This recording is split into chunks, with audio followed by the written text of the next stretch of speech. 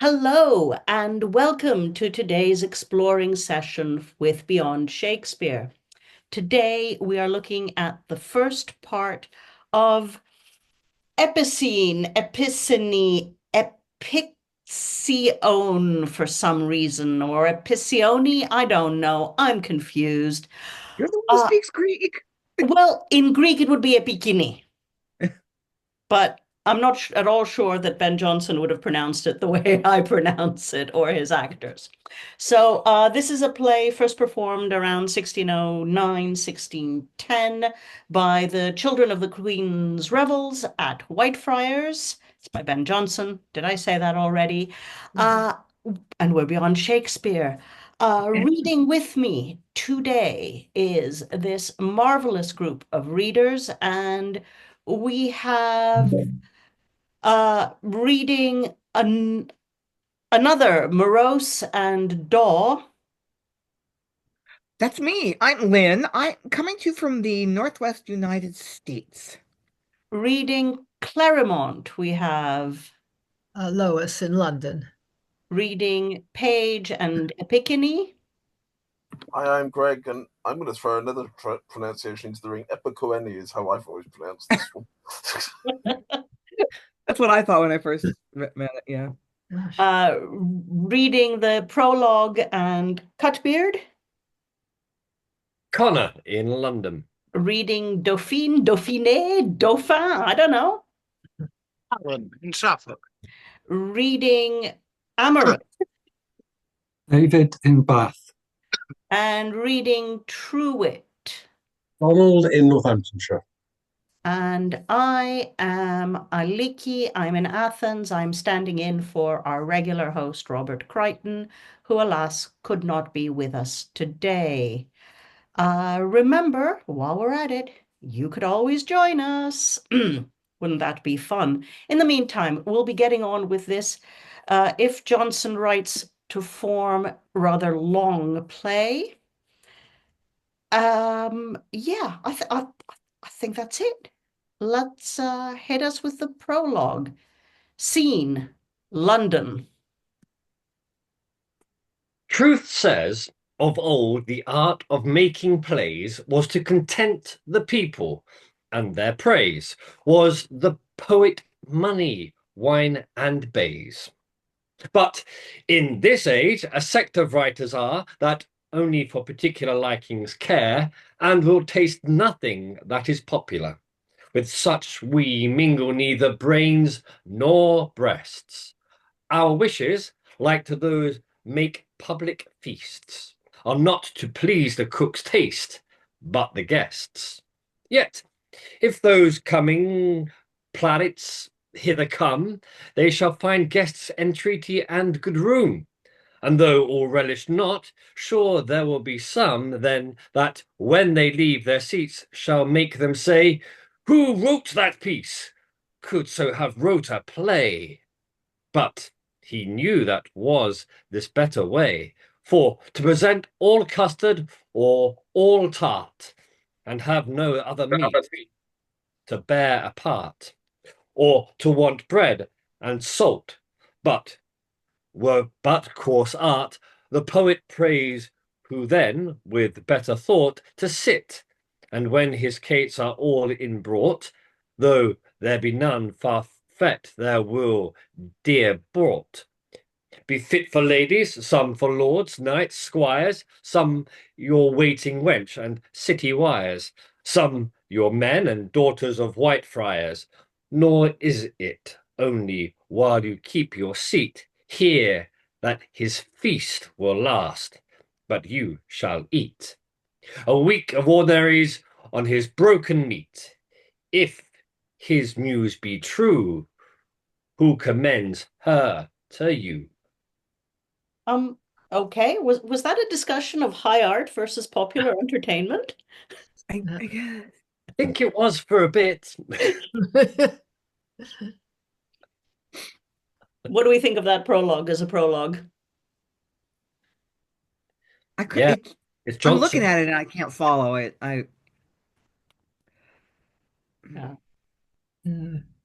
It takes a while to tune into the style. Yeah. Yeah.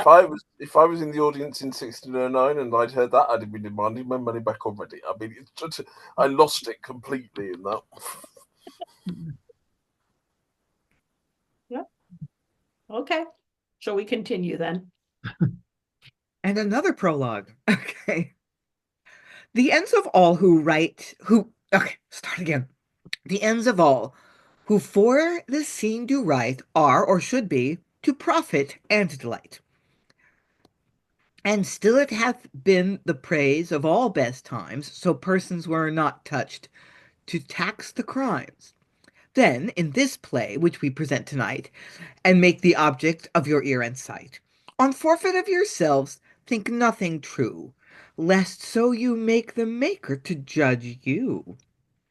For he knows, poet never credit gained by writing truths, but things like truths, well feigned. If any yet will, with particular slight of application, rest what he'd write, and that he meant, or him, or her, will say, they make a libel, which he made a play. Is he guarding himself against accusations of depicting a particular person? Is that what that's all about? Yeah. I think there were some such accusations as well. But this looks like the prologue he wrote after everybody said what we just said about the first one. But he didn't cut the first one, he just put in both. Yeah. Yeah. He'd already been imprisoned once, hadn't he, for casting libelous aspersions against people in powerful places. So he's a bit on the defensive, I would say. Yeah. Well, not to mention the fact he was branded for killing another man in a duel. Mm. Yeah, okay. I don't think that would have been in the prologue. But yeah, he knows how to get in trouble. Yeah. In more general. Sorry, Poor Alan.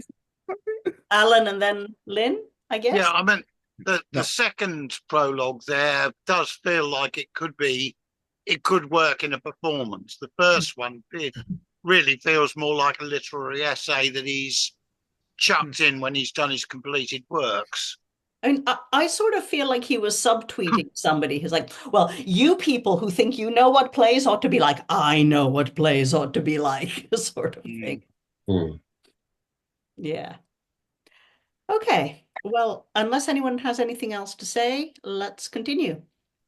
Act 1, Scene 1. Enter Clerimont, making himself ready, followed by his page. Have you got the song yet perfect I gave you, boy? Yes, sir. Let me hear it. Oh, you shall, sir, but in faith let nobody else. Why, I pray? It will get you the dangerous name of a poet in town, sir. Besides me, a perfect deal of ill will at the mansion you wot of, whose lady's the argument of it, where now I am the welcomest thing under a man that comes there. I think, and above a man too, if the truth were racked out of you. No, faith, I'll confess before, sir, the gentlewomen play with me and throw me on the bed and carry me into my lady, and she kisses me with her oiled face and puts a peruke on my head and asks me, and I will wear her gown, and I say, no, and then she hits me a blow of the ear and calls me innocent and lets me go. Ooh, no marvel if the door be kept shut against your master, when the entrance is so easy to you. Well, sir, you shall go there no more, lest I be fain to seek your voice in my lady's rushes a fortnight hence. Sing, sir. Still to be neat, still to be dressed. Enter Truewit. Why, here's the man that can well melt away his time and never feels it. What, between his mistress abroad and his ingle at home, high fare, soft lodging, fine clothes, and his fiddle, he thinks the hours have no wings or the day no post horse.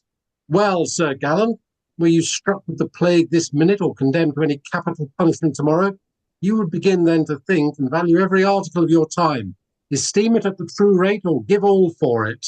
Why, what should a man do? Why, nothing, or that which, when it is done, is as idle. Hearken after the next horse race or hunting match. Lay wagers, praise Poppy or Peppercorn, Whitefoot Franklin. Swear upon White Main's party. Speak aloud that my lords may hear you. Visit my ladies at night and be able to give them the character of every bowler or better on the green. These be the things wherein your fashionable men exercise themselves, and I for company. Nay, if I have thy authority, I'll not leave yet. Come, the other are considerations when we come to have grey heads and weak hams, moist eyes and shrunk members. We'll think of them then, and we'll pray and fast. Ay, and destine only that time of age to goodness, which our want of ability will not let us employ in evil. Why, then 'tis time enough. Yes, as if a man should sleep all the term and think to effect his business the last day. Oh, Clerimont, this time, because it is an incorporeal thing and not subject to sense, we mock ourselves the fineliest out of it with vanity and misery indeed, not seeking an end of wretchedness, but only changing the matter still. Oh, nay, thou wilt not leave now. See but our common disease. With what justice can we complain that great men will not look upon us, nor be at leisure to give our affairs such dispatch as we expect, when we will never do it to ourselves, nor hear nor regard ourselves?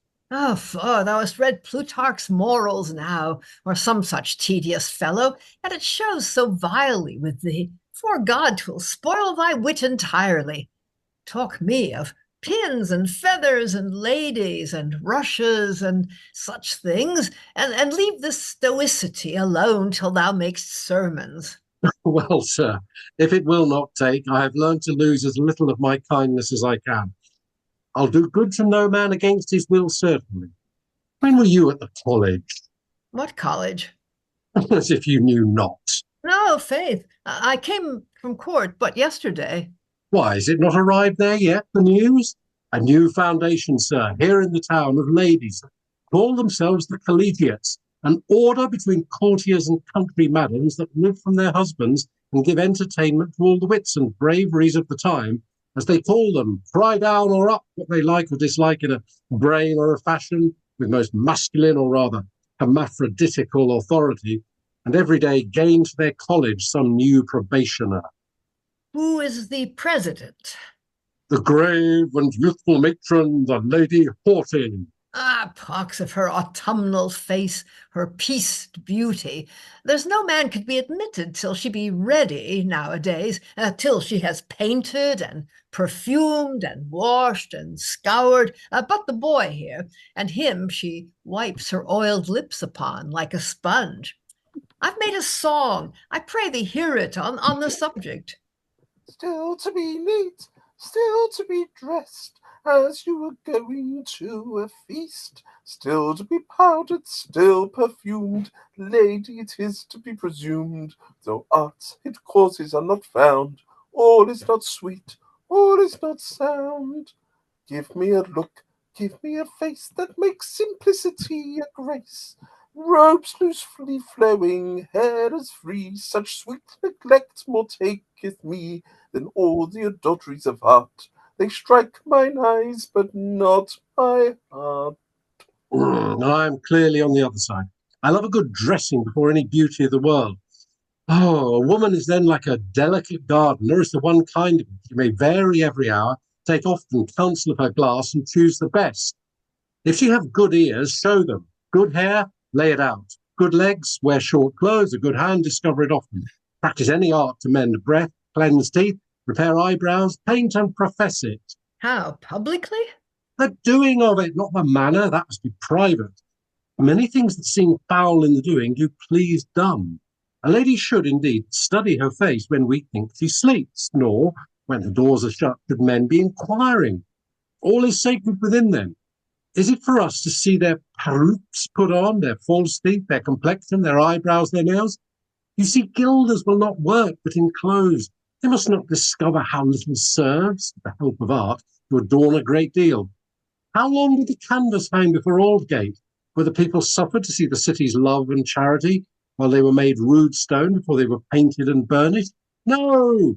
No more should servants approach their mistresses, but when they are complete and finished. Well said, my Truewit. And a wise lady will keep a guard always upon the place, that she may do things securely. I once followed a rude fellow into a chamber where the poor madam, for haste and trouble, snapped at her peruke to cover her baldness, and put it on the wrong way. Oh, prodigy! And the unconscionable knave held her in compliment an hour with that reversed face, while I still looked when she should talk from the other side. Why, thou shouldst have relieved her. No, Faith, I let her alone, as we'll let this argument, if you please, and pass to another. When saw you Dauphine Eugenie? Not these 3 days. Shall we go to him this morning? He is very melancholy, I hear. Sick of the uncle, is he? I met that stiff piece of formality, his uncle, yesterday, with a huge turban of nightcaps on his head, buckled over his ears. Oh, that's his custom when he walks abroad. He can endure no noise, man. So I have heard. Is the disease so ridiculous in him as it is made? They say he has been upon divers treaties with the fishwives and orange women, and articles propounded between them. Marry, the chimney sweepers will not be drawn in. No, nor the broom men. They stand out stiffly. He cannot endure a custard monger. He swoons if he hears one. Methinks a smith should be ominous. Or any hammerman. A brazier is not suffered to dwell in the parish, nor an armourer. He would have hanged a pewterer's prentice once on a Shrove Tuesday's riot for being of that trade, when the rest were quit. Yeah, well, the trumpet should fright him terribly, or the hautboys. Oh, out of his senses. The waits of the city have a pension of him not to come near that ward. This youth practised on him one night like the bellman, and never left till he'd brought him down to the door with a long sword, and there left him flourishing with the air.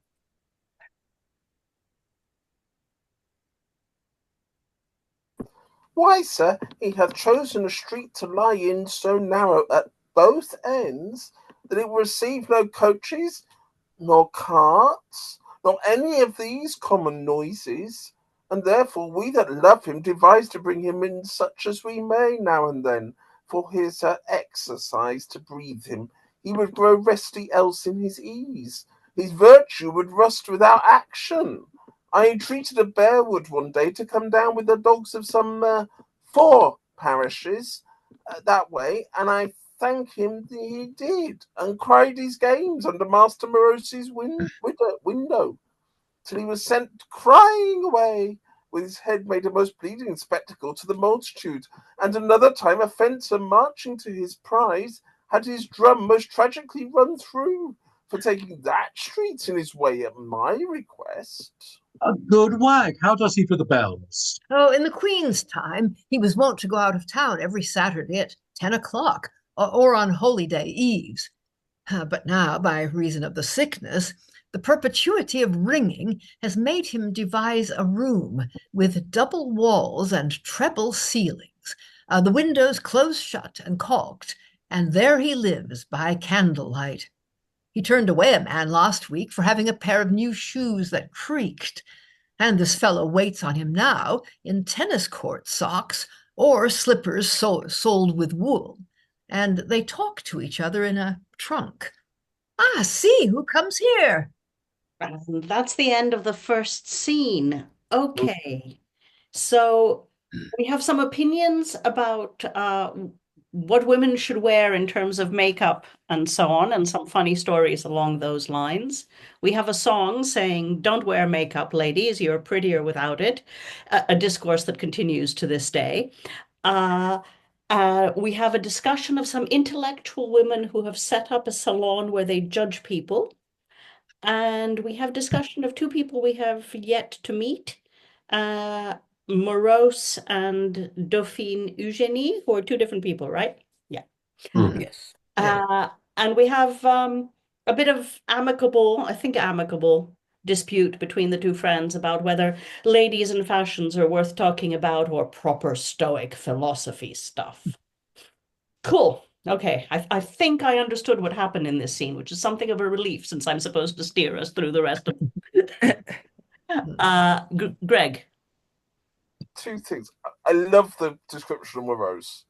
The vision of hats I think that was how he was described, with hats and upon hat upon hat, to make it to make him not be able to hear. And also that description of that very narrow road street. For those of us who've done the Lord Mayor's show, Tracy took us on a tour. And there is one street in particular I can remember. Now, of course, nowadays these have got modern buildings, but the structure of the street remains the same, so you can see how narrow these streets were. And my God, they were narrow. A cyclist would have struggled on some of these roads to get down because they are so small. So that was, I love the Page's speech. The other thing I was going to say is it's later I realised, but a Moliere play called The Learned Ladies sprang to mind when the description of the ladies' college came in, because that was pretty scandalous at that time. The idea that ladies were learned. Oh dear, no. But no, lovely scene, love it. Very well set up. It's not quite the comedy of Middleton from last week, but it's still that wonderful sense of character coming through. Yeah. Donald and yeah, I mean, there's clearly an awful lot of very specific London references that were lost on us now, but it doesn't really matter, because I'm with Greg that there's a sort of a scene setting here that actually, for me, works, and it's creating this world. And so I don't think the very specifics, because clearly a lot of it would need footnotes, but it doesn't seem to matter. You're not seeing anything, who are they talking? You get the sense of this world that is being established. So yeah, I'm with Greg. It's a very it's a nice way to start. Alan, I think it was, followed by David. Yeah, what got me was that there is a lot of setup going on in this, but compared with the Middleton that we did last week, it's rather more pedestrian. I think the delightful thing about that Middleton was that it really zipped along, whereas this does feel a tad turgid by comparison. I mean, I think it's a different style. Middleton is cramming in the plot, and Jonson is doing something else here. Sorry, David, then Lynn. Yeah, just worth remembering that the historians tell us that London would have been a very noisy place at this time. Oh, yeah. So we think because it's pre-industry and pre-cars that it might have been like a quiet country town or something, but no, there were lots of animals, lots of shouting and swearing, no doubt, going on in the streets. So not to defend Morose, his responses seem a bit over the top, but I think there probably was a social issue about that he's got in mind. Yeah.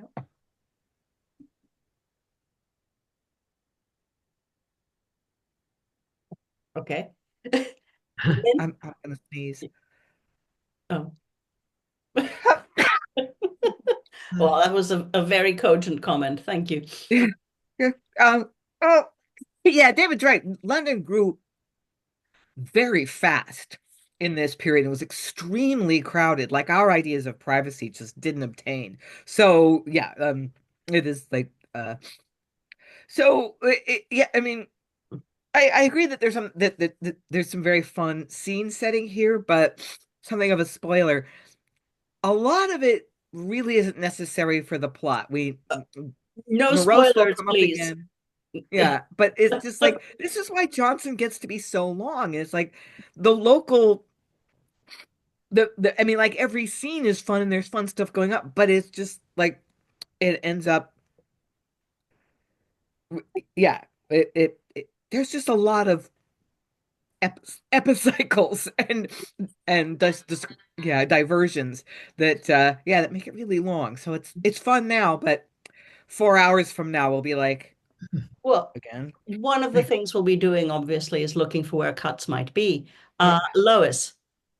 Yeah, it's a very discursive play, and maybe the fact that it appears to be written in time of plague, since there's that reference to the plague there, that might explain why, I don't know, Truewit comes in first scolding Clerimont for wasting his time, when, if this were his last day of life, he would surely behave differently. I mean, there is that sense of, something hanging over them, perhaps. But Yeah, it's hard to know whether there's any point in this in relation to the rest of the play. Discussion of, just how should young men about town spend their time, and whether it's better for women to dress and paint or to look sort of simple. And incidentally, a lot of that is coming from somewhere else. Ovid, I think, the art of love and the Amores. So.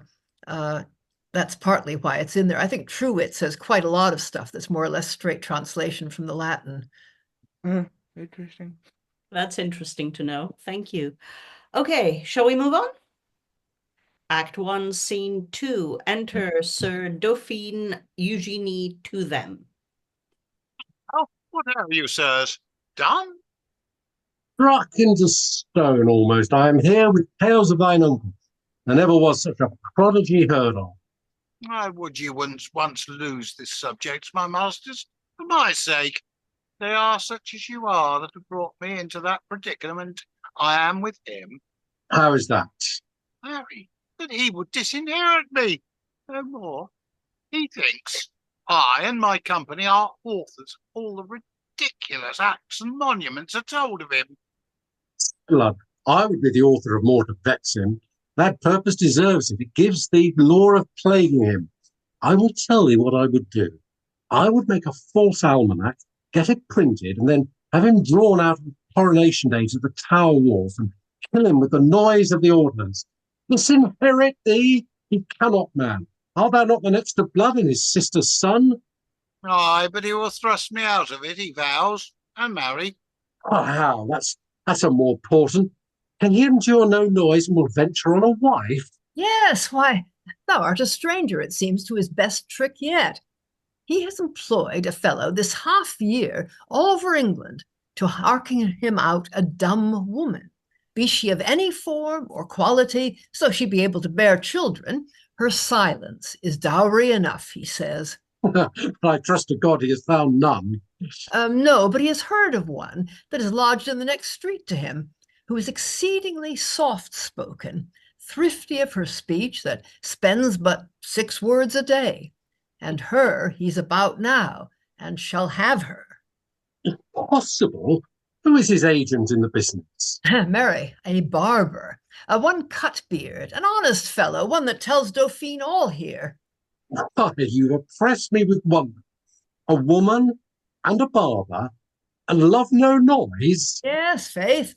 The fellow trims him silently, and has not the knack with his shears or his fingers, and that continence in a barber he thinks so eminent a virtue as it has made him chief his counsel.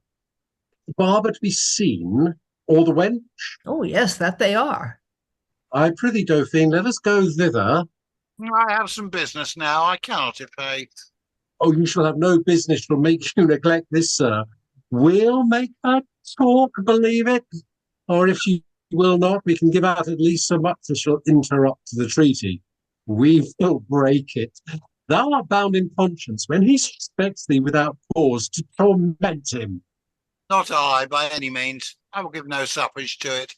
He shall never have that plea against me that I oppose the least fantasy of his. Let it lie upon my stars to be guilty. I'll be innocent. Yes, and be poor and beg. Do innocent when some groom of his has got him an heir, or this barber if he himself cannot. Innocent? I prithee, Ned, where lies she? Let him be innocent still. Why, right over against the barber's, in the house where Sir John Daw lies. You do not mean to confound me. Why? Does he that would marry her know so much? I cannot tell. To enough of imputation to her with him. Why? The only talking sir in the town, Jack the door, and he teach her not to speak. God be with you, I've some business too. Will you not go thither then? Not with the danger to meet Daw, for mine ears. Why, I thought you two had been upon very good terms. Yes, of keeping distance. They say he is a very good scholar. Aye, and he says it first. A pox on him. A fellow that pretends only to learning, buys titles and nothing else of books in him. The world reports him to be very learned. Yeah, I'm sorry the world should so conspire to belie him. Good faith, I have heard very good things come from him. You may. There's none so desperately ignorant to deny that, would they were his own. God be with you, gentlemen. Exit Truewit hastily. This is very abrupt. Clerimont, Dauphine, and the page remain on stage, but it's the end of the scene. Okay, so we find out a little bit more. No, it's not the end of the scene. Well, I mean, this is what they call French scenes, where yeah, okay. Every time someone enters or exits, yeah. So, okay, I'm still going to take the opportunity because it's labeled in our script as the end of the scene. Right. So we find out a little bit more about Dauphine's position and his uncle who wants to marry a woman who doesn't talk. Ha, ha, ha. Let's laugh, everybody. She lives in the house of somebody called Jack Daw, which is a bird. But yeah, I guess it's not a bird joke, but yeah. No. And Clerimont and Truewit seem to be very good friends with this fellow in a kind of chummy, what do you call it, bantery sort of way. Yeah. Mm-hmm. Anything more to say? Alan? I found it interesting that Dauphine throws in the occasional line, but most of the scene is the other two guys talking to each other with occasional interruptions for him. And I think I could see how that could be done on stage. But it does seem very much like he's the third wheel on the bike. Yeah, he seems more like an opportunity for them to trade jokes than Lynn? Yeah, which is weird, Alan, now that you point that out, since Dauphine's the one with the rich uncle, right? Mm-hmm. So structurally, that's looking like, that's going to be the main plot, trying to get money out of this grouchy old man who can't stand noise and wants to marry someone who doesn't talk. That, just sort of that would be our expectation, knowing how comedy works. So that would make Dauphine kind of the protagonist, and he has like very little to say. So, Jonson has a lot to say by way of his characters. So, Lois.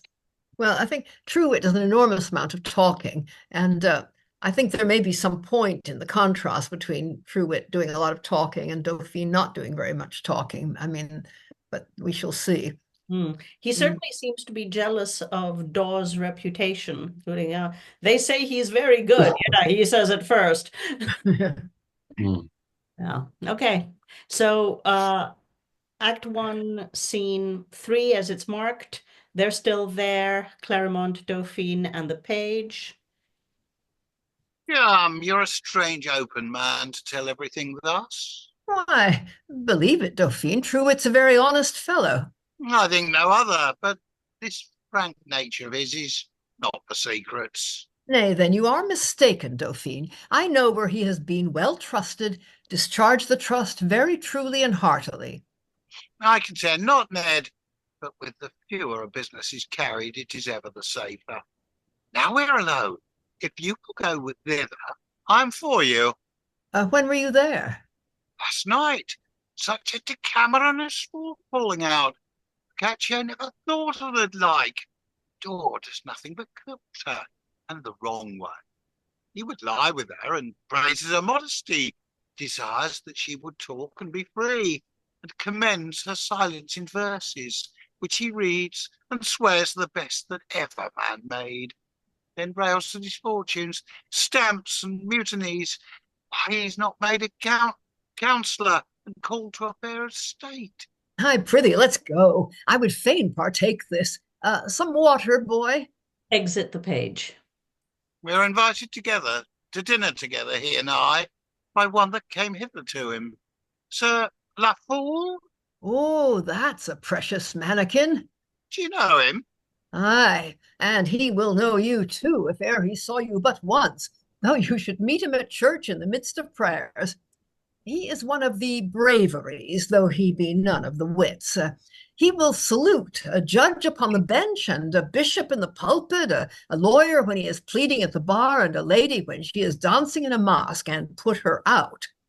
He does give plays and suppers, and invites his guests to them, aloud, out of his window, as they ride by in coaches. He has a lodging in the Strand for the purpose, or to watch when ladies are gone to the China houses or the Exchange, that he may meet them by chance and give them presents, some 200 or 300 pounds worth of toys, to be laughed at. He is never without a spare banquet or sweetmeats in his chamber for their women to alight at and come up for a bait. Excellent. He was a fine youth last night. Now he's much finer.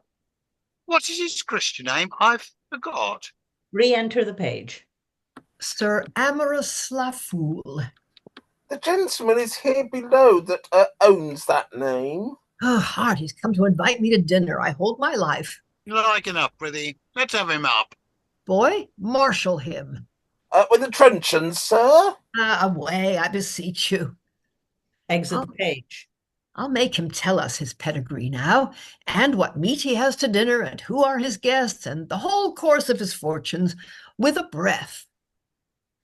Okay, let's run on to what is on my script as scene 4. We've just had Sir Amorous Le Foule described at some length. Clerimont seems very keen to make his acquaintance and be entertained by his silliness and his lavishness, I gather. So in he comes. Enter Sir Amorous Le Foule to them. Save, dear Sir Dauphine, honoured Master Clerimont. Sir Amorous, you have very much honested my lodging with your presence. Good faith, it is a fine lodging, almost as delicate a lodging as mine. Oh, not so, sir. Excuse me, sir, if it were in the Strand, I assure you. I am come, Master Clerimont, to entreat you to wait upon 2 or 3 ladies to dinner today. Oh, how, sir? Wait upon them? Did you ever see me carry dishes? No, sir, dispense with me. I meant to bear them company. Oh, that I will, sir. The doubtfulness of your phrase, believe it, sir, would breed you a quarrel once an hour with the terrible boys, if you should but keep them fellowship a day. It should be extremely against my will, sir, if I contested with any man. I believe it, sir. Where hold you your feast? At Tom Otter's, sir. Tom Otter? What's he? A Captain Otter, sir. He is a kind of gamester, but he has had command both by sea and by land. Oh, then he is animal amphibian. Aye, sir. His wife was the rich Chinawoman that the courtiers visited so often, that gave the rare entertainment. She commands all at home. Oh, then she is Captain Otter. Ha ha ha! You say very well, sir. She is my kinswoman, a La Foule by the mother side, and will invite any great ladies for my sake. Not of the La Foules of Essex. Oh, no, sir. The La Foules of London. Now he's in.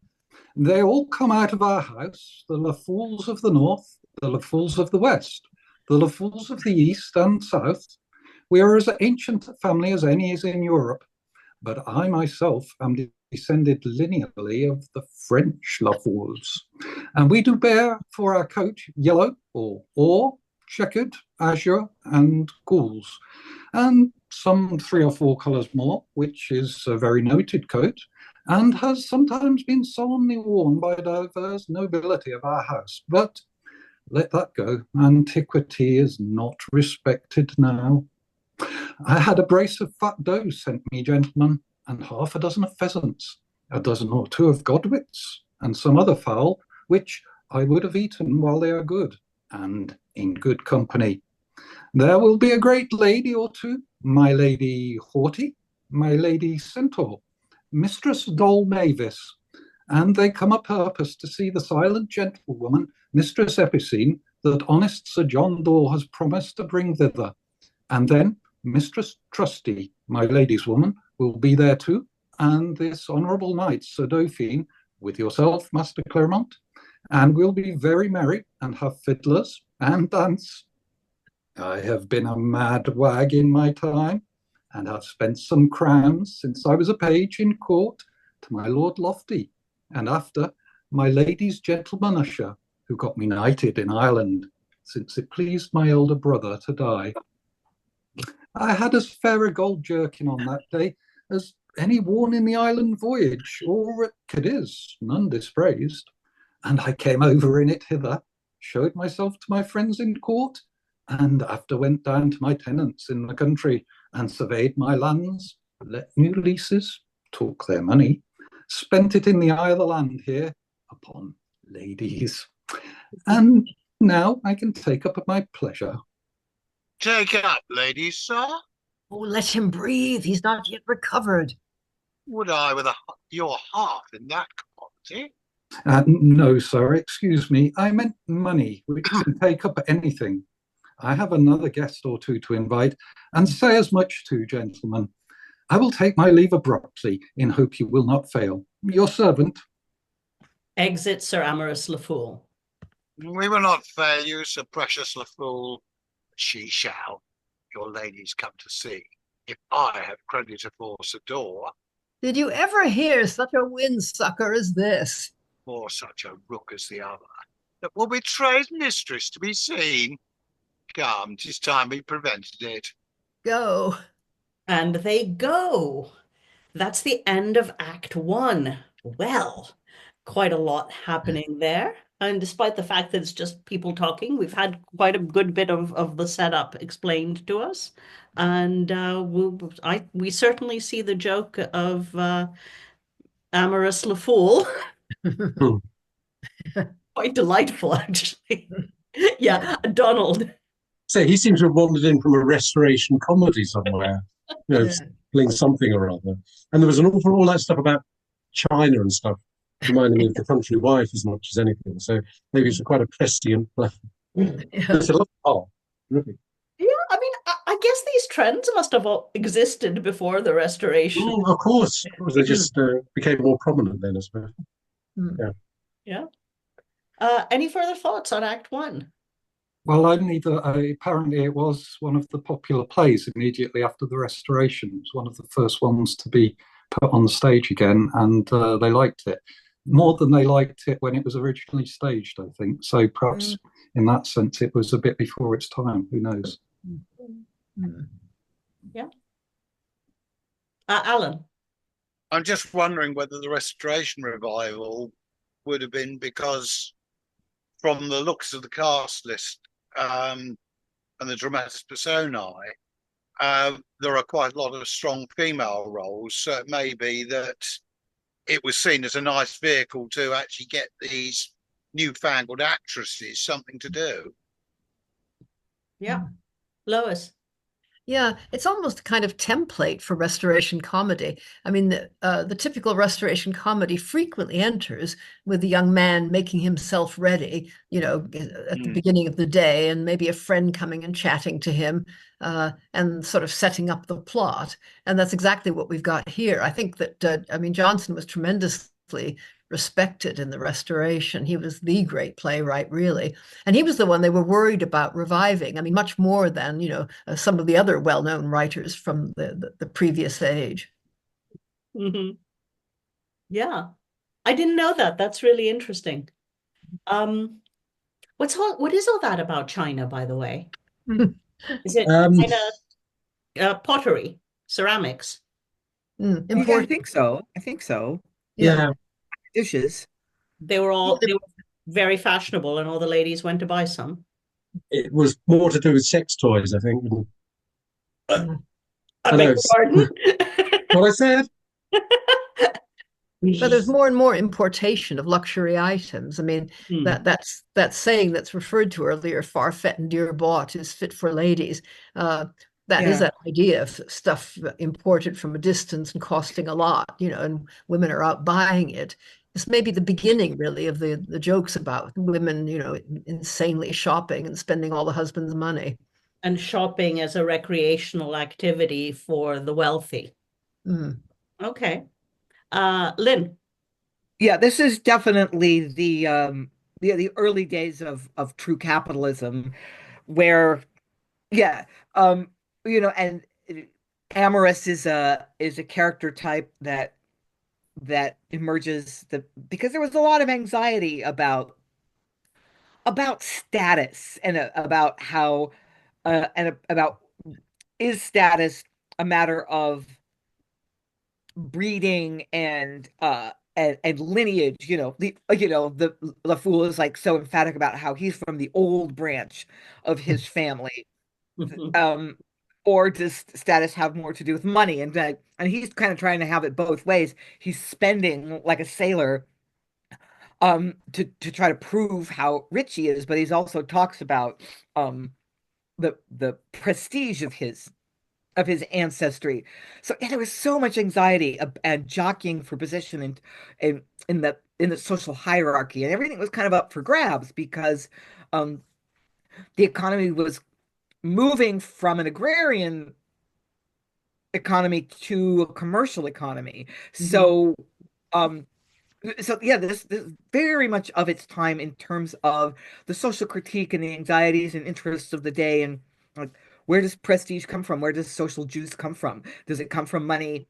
Does it come from does it come from personal charm and savoir-faire? Does it come from titles and inherited prestige? So yeah, this was all very much on people's minds in the early 17th century, and still, and in the Restoration as well. Lois, was that a hand? Yeah. I mean, Jonson loves this type of character. We've already had Fastidious Brisk, I think, and didn't we read Every Man Out of His Humor? Yeah. Well, he's the one that keeps turning up in a different new outfit each time, and the character called Fungoso keeps following, with this tailor trying to keep up with the clothes. And there are other people in Jonson with there's someone in a much later play called Sir Diaphanous Silkworm, which I think is a lovely name. But oddly enough, he's also a bit like Sir Bounteous Progress. I mean, even the word bounteous, I mean, La Fool is giving stuff away. I mean, he's generous. He loves having people to dinner. He loves giving things to people, and he's obviously trying to buy friendship. But it is the same kind of thing. I mean, I should say that I am the world expert on fops. That was actually what my PhD was on. And I traced them from personifications of pride in morality plays right through to Kali Cibber in the 18th century. So anything you want to know about fops, just ask.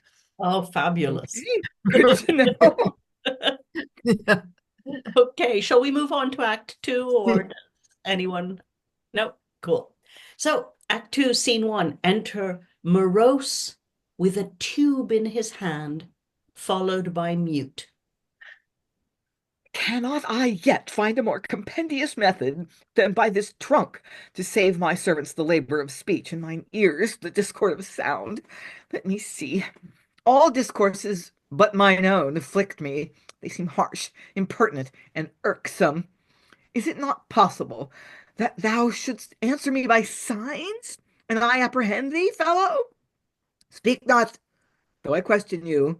You have taken the ring off from the street door as I bade you. Answer me not by speech, but by silence, unless it be otherwise. Mute makes a leg.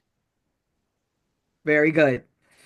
And you have fastened a thick quilt or flock bed on the outside of the door, that if they knock with their daggers or with brickbats, they can make no noise. But with your leg you answer, unless it be otherwise. Mute makes a leg. Very good. This is not only fit modesty in a servant, but good state and discretion in a master. And you have been with Cutbeard, the barber, to have him come to me? Mute makes a leg. Good. And he will come presently. Answer me not but with your leg, unless it be otherwise. If it be otherwise, shake your head or shrug. Mute makes a leg. So your Italian and Spaniard are wise in these, and it is a frugal and comely gravity. How long will it be ere Cutbeard come? Stay, if in an hour, hold up your whole hand, if half an hour, 2 fingers, if in a quarter, 1. Mute holds up a finger, bent. Good, half a quarter. And have you given him a key to come in without knocking? Mute makes a leg. Good. And the lock oiled and the hinges today? Mute makes a leg. Good. And the quilting of the stairs nowhere worn out and bare? Mute makes a leg. Very good. I see. By much doctrine and impulsion it may be effected. Stand by.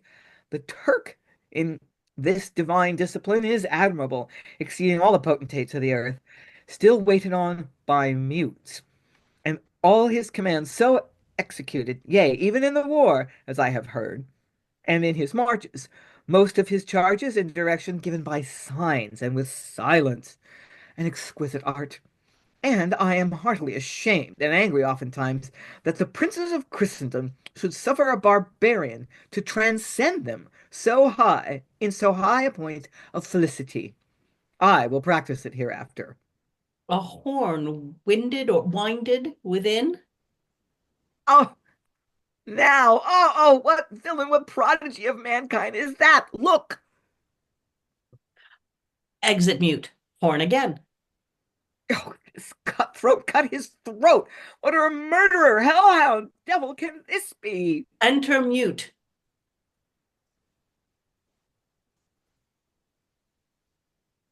Do we have a mute?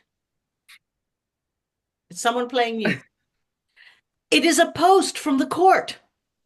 Out, rogue! And thou must blow thy horn too. Alas, it is a post from the court, sir, that says he must speak with you, pain of death. Pain of thy life, be silent. Manet, morose, mute. Let's work, keep on reading through. Enter to them Truewit with a post horn and a halter in his hand. By your leave, sir, I'm a stranger here. Is your name Master Morose? Is your name Master Morose? Fishes, Pythagoreans, oh, 'tis strange. What say you, sir? Nothing? Has Harpocrates been here with his club among you? Well, sir, I will believe you to be the man at this time. I will venture upon you, sir. Your friends at court commend them to you, sir. Oh, men, oh, manners, was there ever such impudence? And are extremely solicitous for you, sir. Whose knave are you? Mine own knave and your compeers, sir. Fetch me my sword. You shall taste the one half of my dagger if you do, groom, and you the other if you stir, sir. Be patient, I charge you in the king's name, and hear me without insurrection. They say you are to marry. To marry, do you mark, sir? How then, rude companion? Marry. Your friends do wonders, sir, the Thames being so near, wherein you may drown so handsomely, or London Bridge at a low fall with a fine leap, to hurry you down the stream, or at a delicate steeple in the town as Bow to vault from, or a braver height as Paul's, or if you affected to do it nearer home and a shorter way, an excellent garret window into the street, or a beam in the said garret with this halter. He shows him a halter. Which they have sent, and desire that you should sooner commit your grave head to this knot than to the wedlock noose, or take a little sublimate and go out of the world like a rat, or a fly, as one said, with a straw in your arse. Anyway, rather than to follow this goblin matrimony. Alas, sir, do you ever think to find a chaste wife in these times? Now, when there are so many masks, plays, Puritan preachings, mad folks and other strange sights to be seen daily, private and public? If you had lived in King Ethelred's time, sir, or Edward the Confessor, you might perhaps have found one in some cold country hamlet then, dull, frosty wench, would have been contented with one man. Now they will as soon be pleased with one leg or one eye. I tell you, sir, the monstrous hazards you shall run with a wife. Good sir, have I ever cozened any friends of yours of their land, bought their possessions, taken forfeit of their mortgage, begged a reversion from them, bastarded their issue? What have I done that may deserve this? Well, nothing, sir, that I know, but your itch of marriage. Why, if I had made an assassinate upon your father, vitiated your mother, ravished your sisters. I would kill you, sir. I would kill you if you had. While you do more in this, if it were... Sorry? If it were vengeance centuple. For all fastidious acts that could be named to do that you do. Alas, sir, I am but a messenger. I but tell you what you must hear. It seems your friends are careful after your soul's health, sir, and would have you know the danger.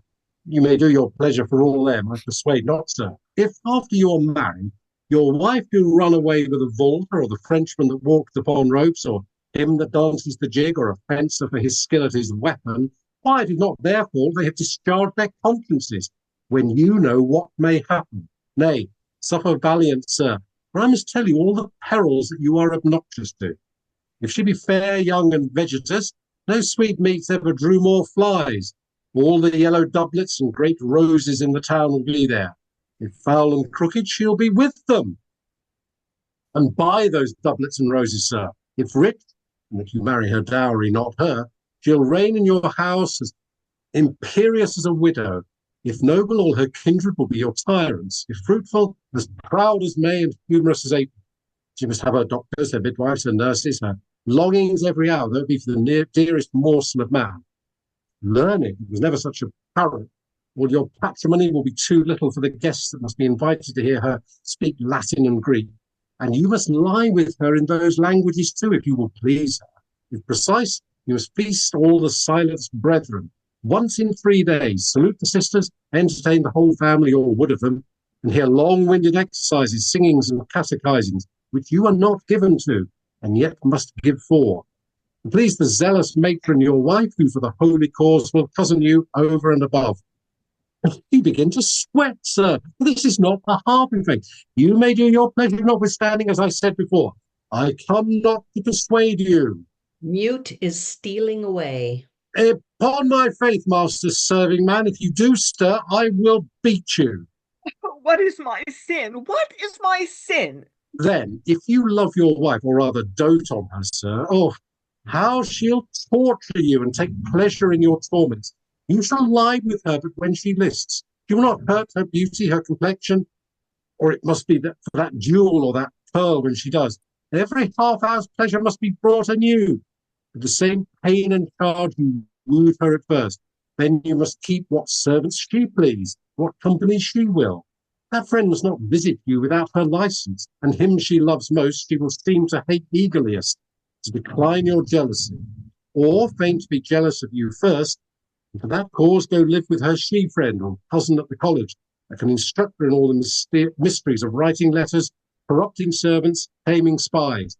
And she must have that rich gown for such a great day, a new one for the next, richer for the third, be served in silver, have the chamber filled with a succession of grooms, footmen, ushers, and other messengers, besides embroiderers, jewellers, tirewomen, sempsters, feathermen, perfumers, while she feels not how the land drops away, nor the acres melt, nor foresees the change when the mercer has your woods for her velvets, never weighs what her pride costs her, though she may kiss a page or a smooth chin, it has the despair of a beard.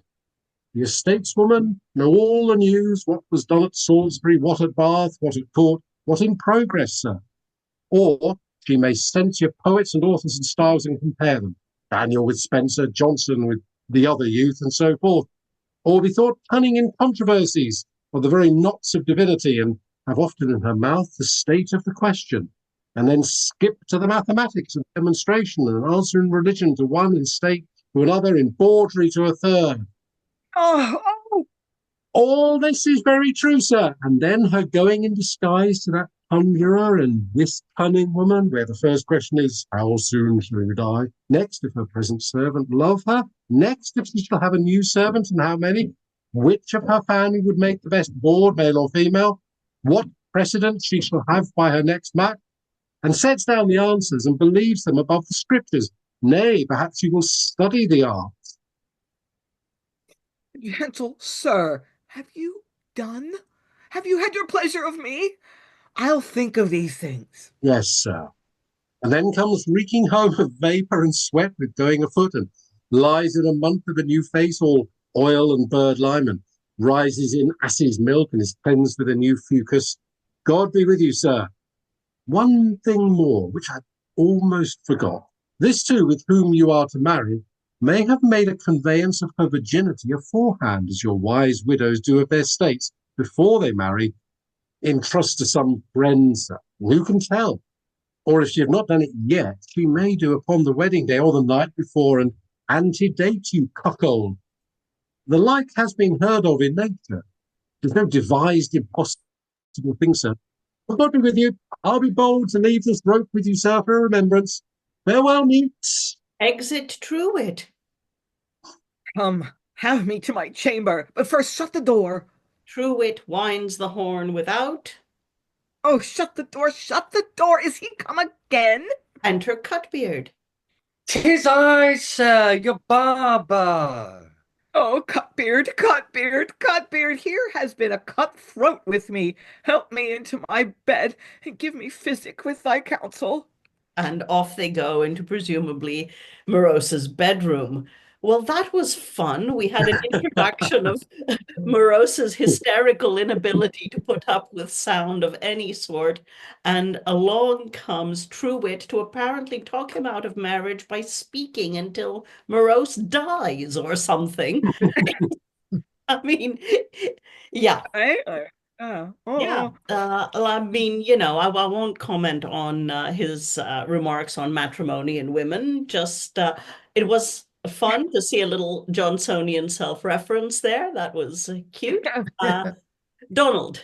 I was going to say, but there's the gag at the end when they say the barber's coming, because we've already heard that barbers are as verbose as everybody else. So he's not going to get a piece of... But we were told that this particular barber is very quiet. Yeah. An exception. Yeah. Yeah, anything else to say about this quite verbose scene? Alan. Yeah, I was just wondering whether that scene inspired the Just a Minute radio show. You've got to talk for a minute without deviation, interruption, or repetition. For some reason in my head, it was all said extremely fast. Too. Yes. Oh, yeah. Like somebody doing Gilbert and Sullivan or something. Yeah. Further thoughts? Donald again. I was going to say, it's just the sheer quantity of what is said that is funny. So actually, you can't cut it, because that's the joke, isn't it? That this poor chap is just being dumped on by all this stuff. But you're right, it's got to be as fast as you can do it. I think it could be very, very funny, especially mute trying to get away. Yeah. Greg. I was literally just going to say, Mute has got so much possibility in that. I mean, and what's lovely is Jonson has written that into the scene. It's not like we've got to create stuff for Mute. Yeah. I mean, going back to the start of the play, I was going, what the hell is the page doing in all this? Because it's going on and on and on, and this poor page, is, apart from the song, is really just there doing absolutely bugger all. So, I mean, it was lovely for Mute to have that moment. I said in the chat, though, I would love him at some point at the end of the play just to have the two fingers up to Mute Morose, just to say, you put me through hell, I'll stuff you. I'm going. But no, great scene. Love Mute. Yeah. Any more? Okay. Onward.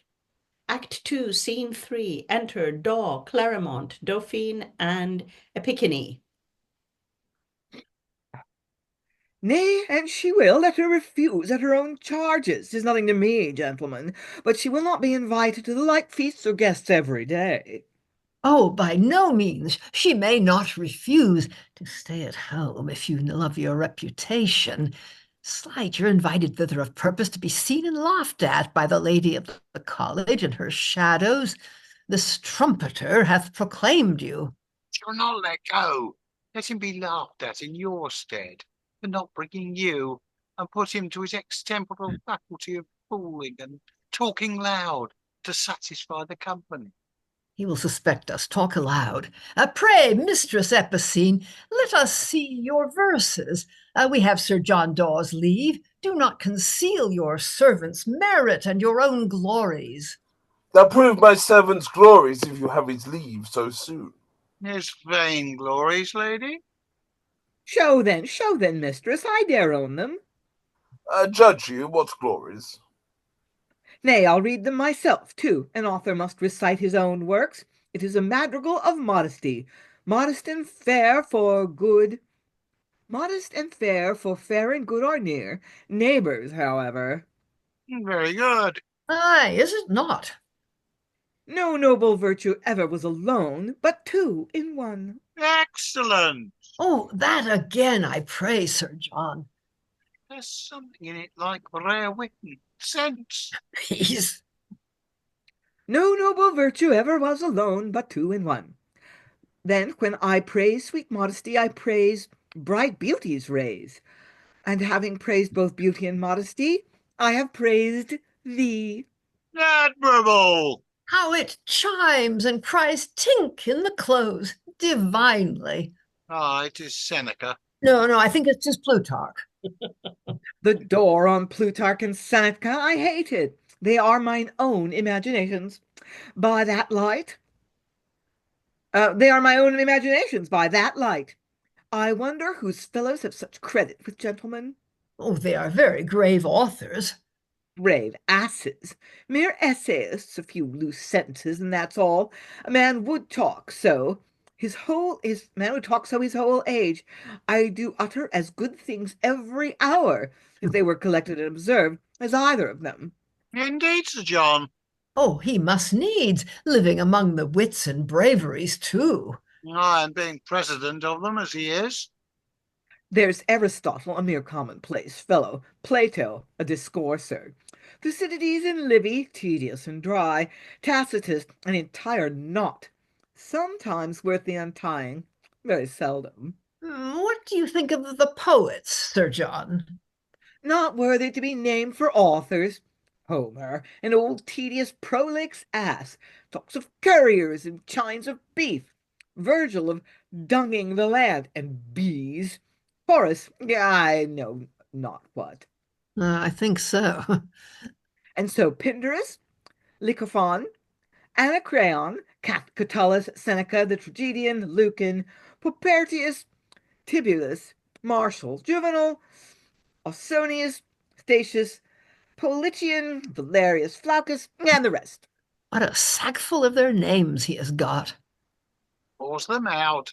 Politian with Valerius Flaccus. Was not the character right of him? As could be made, if they. And Perseus, a crabbed coxcomb, not to be endured. Why, whom do you account for authors, Sir John Daw? Syntagma juris civilis, corpus juris civilis, corpus juris canonici, the King of Spain's Bible. Is the King of Spain's Bible an author? Oh, yes. And Oh, syntagma. sorry. What was that, Sigmata, sir? A civil lawyer, a Spaniard. Sure, Corpus was a Dutchman. Sorry. Sure, Corpus was a Dutchman. Both the Corpuses. I knew them. They were very corpulent authors. And then there's Vitablus, Pomponatius, Symaca. The other are not to be received within the thought of a scholar. Oh, God, you have a simple, learned servant lady in titles. I wonder that he is not called to the helm and made a counsellor. Here's one extraordinary. Nay, but inordinary. To say truth, the state wants such. Why, that will follow. I muse a mistress can be so silent to the dotes of such a servant. 'Tis her virtue, sir. I have written somewhat of her silence too. In verse, Sir John? Oh, what else? Why, how can you justify your own being of a poet that so slight all the old poets? Why, every man that writes in verse is not a poet. You have the wits that write verses, and yet are no poets. They are poets that live by it. The poor fellows that live by it. Why, would not you live by your verses, Sir John? No, 'twere pity that he should. A knight live by his verses? He did not make them to that end, I hope. And yet the noble Sidney lives by his, and the noble family not ashamed. Aye, he professed himself. But Sir John Daw has more caution. He'll not hinder his own rising in the state so much. Do you think he will? Your Verses, good Sir John, and no poems. Silence in woman is like speech in man, deny it who can. Not I, believe it. Your reason, sir? Nor is the tale that female vice should be virtue male, or masculine vice be a female virtue be. You shall see it proved with increase. I know to speak, and she to hold her peace. Do you conceive me, gentlemen? No, faith. I mean you with increase, Sir John. Why, with increase is when I court her for the common cause of mankind, and she says nothing but consentire videtur, and in time is gravida. Then this is a ballad of procreation? A madrigal of procreation, you mistake. Pray give me my verses again, servant. If you'll ask them aloud, you shall. Walks aside with the papers. See, here's Truewit again. And before we hear what Truewit has to say, let's look at that little scene. We finally are introduced to John Daw, and isn't he delightful? I actually got a Jonson joke. I'm very pleased with myself. Sindarma and corpus both being kinds of documents and not the writers of them. Yeah. So he's really an idiot, right? I mean, yeah. Yes, both corpuses, they were Dutch. I knew them well. Yes. Yeah. Yeah. So, yeah, thoughts on that little scene? Lois? Well, it's a bit like what we had in, I think, Every Man in His Humor. I mean, where everybody's invited to a feast, and in that case, the main purpose was just to show off how many idiots there can be in one room. And this is the feast is being set up by Sir Amorous, who doesn't have that intention, but clearly Dauphine, Clerimont, and Truewit all just enjoy seeing other people being stupid and feeling superior to them. But I think we tend to sympathize with these stupid people because they're so entertaining. What's the French film, Le Dîner des Cons? That's the joke, isn't it? Yeah, let's get these idiots over and watch them make idiots of themselves. Or in this case, let's go to the place where all the idiots are invited. Yes, Greg. It's a very simple one. It's Epicoene, Epicene, Epicoene, whatever you want to call her, is very silent in this scene, which I was quite surprised by. I mean, we were told that she's silent. Yeah, but I didn't know if that, knowing this play, I thought she would probably have been the most verbose of all the lot. But it's nice to have a character that seems to actually be what she says she is, but not they say she is, both say. Yeah. Any more? We only have one scene left, so yeah. Okay, on we go. Act 2, Scene 4, enter to them Truewit with his horn. Where hast thou been in the name of madness, thus accoutred with thy horn?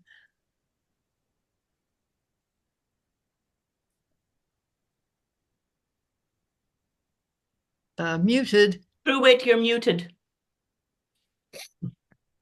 I'll start that again. Can we start the scene again? Sorry, it's just I've got the workman here. I was trying to keep the noise back. Okay, can we start the scene again? Yeah. Where hast thou been in the name of madness, thus accoutred with thy horn? Where the sound of it might have pierced your sense with gladness had you been in ear reach of it. Dauphine, fall down and worship me.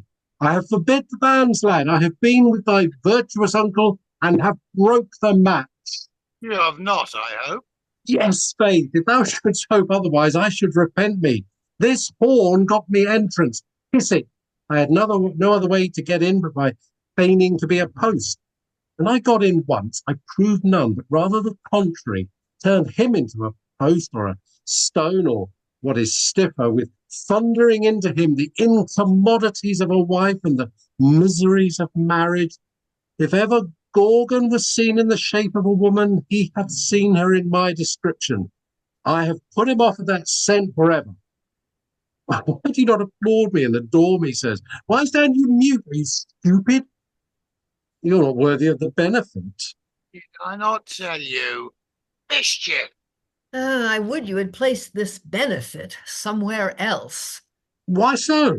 Slight, you've done the most inconsiderate, rash, weak thing that ever man did to his friend. Friend? The most malicious enemy I have had studied to inflict an injury upon me. It could not be a greater. Wherein, for God's sake? Gentlemen, come to yourselves again. But I presaged thus much afore to you. Oh, would my lips had been soldered when I spake on't. Slight, what moved you to be thus impertinent? My masters, you not put on this strange face to pay me courtesy. Off with this visor. Have good turns done you, and thank them this way. Why haven't you undone me? That which I have plotted for and been maturing now these 4 months, you have blasted in a minute.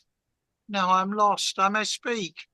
This gentlewoman was lodged here by mere purpose, and to be put upon my uncle, hath professed this obstinate silence for my sake, being my entire friend, and one that for the requital of such a fortune as to marry him would have made me very ample conditions. When now all my hopes are utterly miscarried by this unlucky accident. Thus 'tis, when a man will be ignorantly officious, do services and not know his why. I wonder what courteous itch possessed you. You never did absurder part in your life, nor a greater trespass to friendship or humanity. Faith, you may forgive it best. It was your cause principally. I know it. Would it had not. Enter Cutbeard. Now, Cutbeard, what news? Oh, the best, the happiest that ever was, sir. There has been a mad gentleman with your uncle this morning. And he sees Truewit. Oh, I think this be the gentleman that has almost talked him out of his wits with threatening him from marriage. Oh, no, prithee. Oh, and your uncle, sir, he thinks was done for your procurement. Therefore, he will see the party you want of presently. And if he like her, he says, and that she being so inclined to dumb as I have told him, he swears he will marry her today, instantly, and not defer a minute longer. Excellent. Beyond our expectation. Beyond our expectation. By this light, I knew it would be thus. Nay, sweet Truewit, forgive me. No, I was ignorantly officious, impertinent. That was the absurd, weak part. Oh, wilt thou ascribe that to merit now? Was mere fortune. Fortune, mere providence. Fortune had not a finger in it. I saw it must necessarily in nature fall out so. My genius is never false to me in these things. Show me how it could be otherwise. Nay, gentlemen, contend not. 'Tis well now. Alas, I let him go on with this inconsiderate and rash and what he please. Away, thou strange justifier of thyself, to be wiser than thou wert by the event. Event, by this light, thou shalt never persuade me, but I foresaw it as well as the stars themselves. Nay, gentlemen, 'tis well now. Do you two entertain Sir John Daw with discourse, or I send her away with instructions? I will be acquainted with her first by your favour. Master Truewit, lady, a friend of ours. I am sorry I have not known you sooner, lady, to celebrate this rare virtue of your silence. And exit Dauphine, Epicene, and Cutbeard. Faith, and you'd come sooner. You should have seen and heard her well celebrated in Sir John Daw's madrigals. Jack Daw, God save you! When saw you La Fool?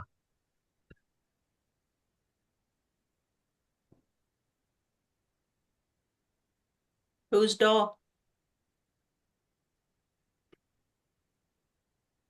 Sorry, I was muted. Not since last night, Master Truewit. Well, that's a miracle. I thought you two had been inseparable. He's going to invite his guests. Oh, so 'tis true. What a false memory have I towards that man. I am one. I met him even now upon that he calls his delicate fine black horse, rid into a foam with posting from place to place and person to person to give them the cue. Oh, lest they should forget. Yes. Never poor captain took more pains at a muster to show men than he at this meal to show friends. It is his court feast, sir. What? Do you say so, Sir John? Nay, Jackdaw will not be out as the best friends he has to the talent of his wit. Where's his mistress to hear and applaud him? Is she gone? Is Mistress Epicene gone? Gone afore, with Sir Dauphine, I warrant, to the place. Gone afore, that were a manifest injury, a disgrace and a half to refuse him at such a festival time as this, being a bravery and a wit too. Tut, he'll swallow it like cream. He's better read in jure civili than to esteem anything a disgrace offered him from a mistress. Nay, let her e'en go. She shall sit alone and be dumb in her chamber a week together for John Daw, I warrant her. Does she refuse me? No, sir, do not take it so to heart. She does not refuse you, but a little neglects you.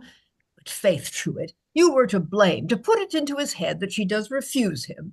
Sir, she does refuse him palpably, however you mince it, and it were as he, I would swear to speak ne'er a word to her today for it. By this light, no more I will not. Nor to anybody else, sir. Nay, I will not say so, gentlemen. It had been an excellent happy condition for the company if you could have drawn him to it. I'll be very melancholy in faith. As a dog, if I were as you, Sir John. Or a snail or a hog-louse. I would roll myself up for this day. In troth, they should not unwind me. By this toothpick I will. Oh, 'tis well done. He begins already to be angry with his teeth. Will you go, gentlemen? Nay, you must walk alone, if you be right melancholy, Sir John. Yes, sir, we'll dog you, we'll follow you afar off. Exit door. Was there ever such a 2 yards of knighthood measured out by time to be sold to laughter? A mere talking mole, hang him. No mushroom was ever so fresh. A fellow so utterly nothing as he knows not what he would be. Let's follow him. But first, let's go to Dauphine. He's hovering about the house to hear what news. Content. Exeunt. End of scene. Okay, so Truewit's plot to put Morose off marriage has utterly failed, but that was what he meant to do all along, obviously. Thoughts on this scene? Lois? Well, it's all about wit, isn't it? I mean, Truewit's name may be meant to be accurate or it may not, but everybody is trying to be witty. I mean, Jaw is writing what are supposed to be witty verses, and La Foule is saying witty things, and then Clerimont and Dauphine are being witty, and wit can, of course, consist in plotting something, and that's what it's been for Dauphine, really. He had a plot, and Truewit was mainly being witty in his language with those amazing speeches. Now he discovers that he wasn't witty after all because Dauphine had a plot that he's just ruined, and then it turns out he hasn't ruined it because it completely backfired. So although he failed in what he was supposed to be doing, it turned out that was a success, and so they're all trying to claim victory on this. Alan? Yeah, I mean, my reaction to your thought was a line my ex used to use, which was, and the band played Believe It If You Like. Yeah. You know, unfortunately, we do seem to have seen very similar setups before in other plays. You know, the elderly fools, the young wits, and this one just doesn't seem to me to be doing it quite as well as some of the other examples. Okay, but I mean, I'm not sure that that's particularly relevant to our discussion, since we're not doing quality control here. We're just doing what is this thing? Yeah.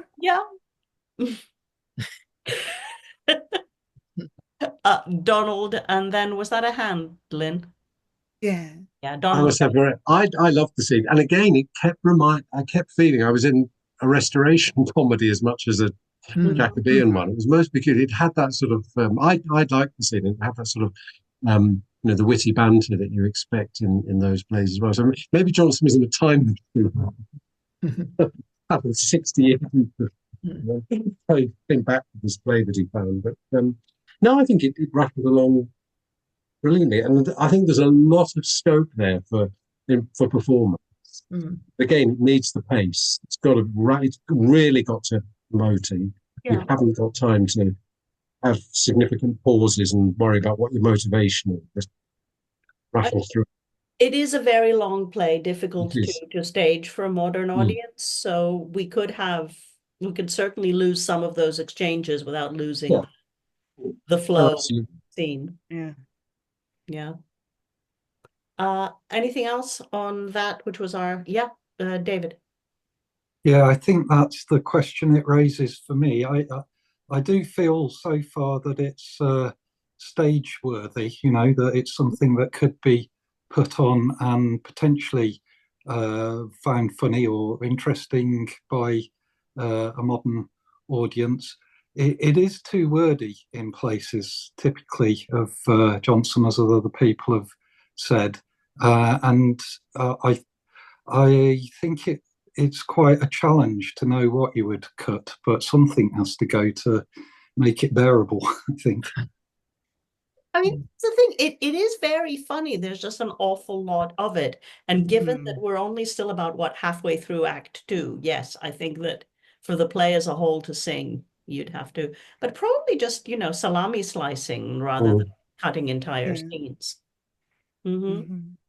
And there's so much opportunity in costume and characterization for actors to really make some of that dialogue sing. If there's, sorry, Lynn. Yeah, so my advice is give it time. If it seems like, we've got this same old plot of the clever young man trying to manipulate his father, uncle, grandfather, whatever, into giving him money. Oh, we've seen that before. Yeah, we have, but just give it time. And then we'll see. I actually have seen this in performance. Lois, have you've seen everything? Yeah. Yes, I have. Yeah, the RSC did it. Yeah. Yeah, I saw it. Remind you not to spoil things. Sorry. Yeah, so I saw it in Stanton, Virginia, when they were still doing the Actors Renaissance season. And it was, I don't have Lois's memory, so I don't remember. I can't give you a sense of how they cut it down. It wasn't, of course, uncut. But I remember it did move very fast, and it was very funny. It was very funny. That scene with just do a little bow, make a leg. It was, it can be very funny. And I don't know. I don't think the originality of the plot, although you'll see. Give it time. I think with verve and enthusiasm, it really does just clip along. It was quite entertaining. Yeah, I mean, I don't know that I'm that interested in the originality of plot either. It's kind of all murder mysteries are somebody gets killed and then the detective solves it after asking a lot of questions. Yeah. Okay, not quite all, but the great majority of it, which is why I can't remember which author it was, but my brother-in-law was saying of one of those, I think it was like legal procedure authors, he's like, yeah, he only writes one book, but I enjoy that book. Right. It's all in how you do it. Absolutely. Shall we move on to final thoughts then? Thoughts about the play so far, what it's doing, how it might be staged, what cuts might be made, etc. Go on, everybody give me a final thought, please. Starting with Greg. It's great. I'm just going to say, I'm enjoying it. Yes, it's verbose. Yes, it needs cutting. And it's not Middleton. But I really enjoyed this much more than I thought I might. I mean, this is a play I've wanted to read with this group for ages, just because I knew of it by reputation. I find Morose very interesting, but I think that might be because of that description with all his hats on top of his head, or caps around his ears, or whatever it was in the earlier scene. So but then again, mute. Yeah, I want to be mute. That's what I'm going to say. Yeah. Anyone? Do I pick on you? Come on, is it you, or any volunteers? Thank you, Donald. Well, I'll just double up on what Greg has said. I'm enjoying it. Yes, it needs to lose the prologues. We can live without those. That's one cut we can do easily. And it does need trimming along the way. But with, as we've already said, there's certainly a couple of those big speeches that have got to be there, just the sheer sort of verve of them. Play it fast, slice it, and I'm really, like Greg, I was slightly dreading it because I have sat through another Ben Jonson play and I didn't have the foggiest idea what was happening until the end.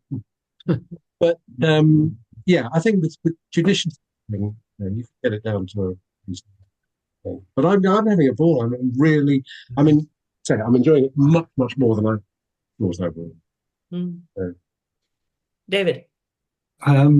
Yeah, I'm enjoying it, and I think more than some Ben Jonson that I've seen or read, there are some rather pedantic phrases from Greek and Latin and the rest of it, but not so many of them as there can be in some of his work. It's pretty, although it's wordy, the way in which the sort of doubling up of the plot happens evolves quite quickly, I think, relatively. So, it draws you into, well, what's going on and how will they get out of this one, that sort of thing. I'm amazed that child actors could have learnt that many lines. It makes me wonder what the conditions were like in the first performances. And by the way, apparently there's a comment to say that it failed the first time it was put on. But also, I'm wondering at this point still, what's the central point, of the plot? Where's it going to go from here? And I know we're not giving away any spoilers, but I don't think I would have guessed where it's going to go at this point. Yeah, I think that's a fair comment. Lois. Yeah, I think I've been enjoying it as well. I think we can see that Morose is presumably going to marry the silent woman, and that and there's all this talk about other women who think they're learned, which presumably means they're going to be talking a lot. There seems to be some sort of idea about women and talking too much, which is a surprisingly widely held view. But yeah, I think it's a fun play. There was something I was going to point out about what you were saying right at the beginning, I think, but I can't remember what it is now. Anyway, maybe it'll come back to me. Yeah. Lynn, Connor, thoughts? Yeah, so Epicene was not super successful at first, but evidently in the restoration, it did very well.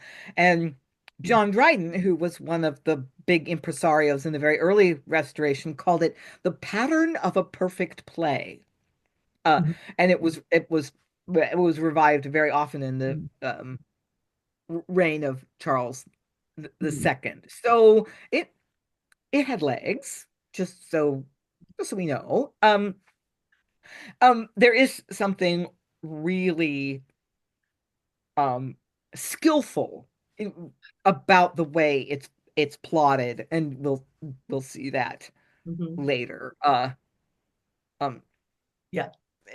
I had a professor who once said it's hard to cut Jonson because his plays are like little machines, and you take out. We were saying that about the play we did last week. I think it's a little difficult to cut because of the way everything meshes together.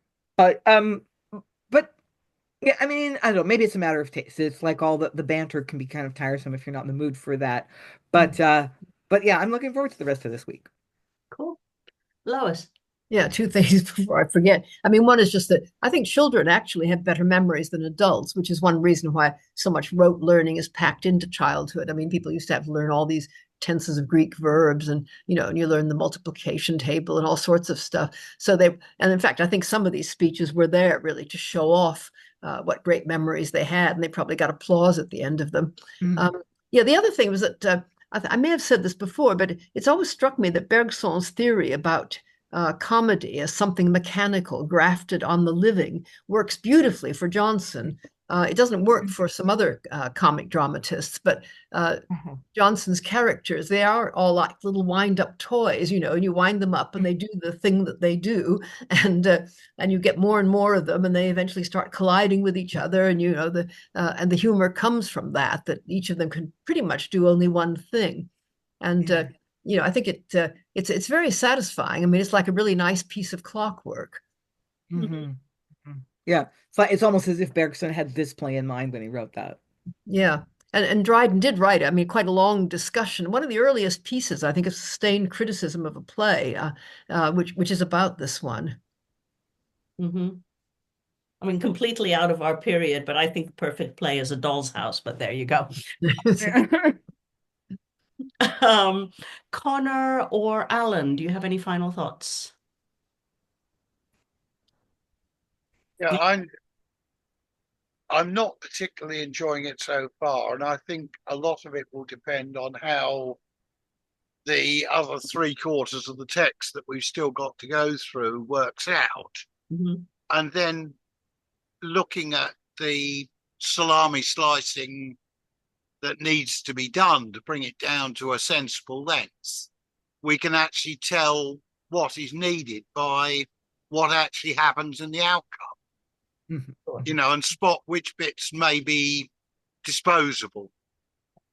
It always occurs to me that you could do some of these longer plays over several nights, but that's because of the way we do it. And I don't know, because serialized television has trained us to think of stories that come in bits.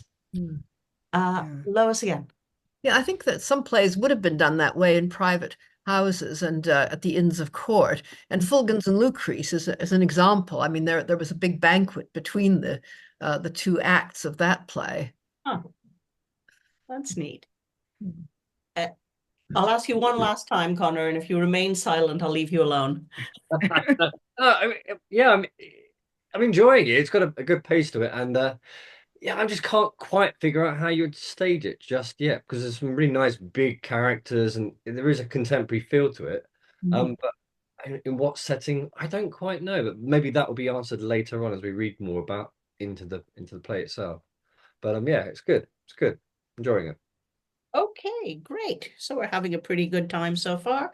I'm certainly having a good time. Let us know what you think of the play in the comments below, or if you know why the first performance failed, or any other things that would be of interest. Please do say.